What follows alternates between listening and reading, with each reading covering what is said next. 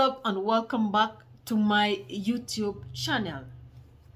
For those who have subscribed, thank you so much. For the new subscribers, you're welcome. For the people who have been with me since day one, feel appreciated, feel valued. And for those who have stuck with me throughout this journey, I truly appreciate you and I don't take you for granted. So today I want to talk about broken pieces. But before then, I would like to introduce myself. If you are seeing this face for the very first time, I am Dora and you're watching Dora's YouTube channel. A singer, a teacher, sometimes a counselor. So, on to our today's topic, broken pieces. Broken pieces can come from friendship, it can come from relationships, it can come from family. Sometimes we say we are fine, but down deep in our hearts we are crushed, we are cracked, but we show up, we smile, we tell everyone how good we are, but under closed doors we are still in shells. Brokenness can come from one traumatic moment. It can come from betrayal. It can also come from constant criticism.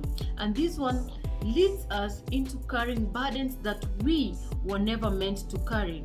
And it also happens in a way that this brokenness changes. It does not only change us, it rearranges everything about us, the way we see life, the way we see people, the way we love, the way we trust. So I have been broken before. I have been broken before by friends, family, and people around me. Now, at that moment, I went through things that I never prayed for. At that moment, I felt scattered. Have you ever trusted someone so much? Given you all? Then something happens. So I felt scattered, I felt misplaced, I felt confused, and I felt unrecognized. But when I look back right now, I see the hand of God in my life. I see His true grace. What He did to me, He gathered all my pieces, not to shame me, but He gathered them to restore me. He gathered them so that I could stand up again, dust up myself, and walk forward. God never calls us to pretend, but He invites us to bring what is real. If you're broken in a relationship, come to Him the way it is. And we need to hear the truth. So when God calls us, when we go to Him with our broken pieces, we mention it how it is, He will listen to us and give us the truth. Sometimes we are broken and we live in denial. That thing that has happened, I didn't expect it. No, it is not true. This might be a nightmare.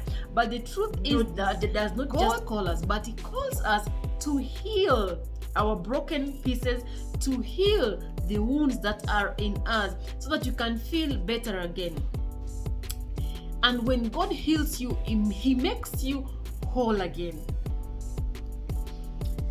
Your broken pieces are not an evidence that you're failed, but it is an evidence that you have survived.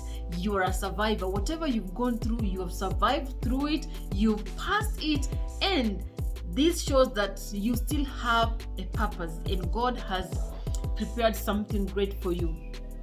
My question today for you is that what is it in your life that you feel has broken you? Is it friendship? Is it relationship?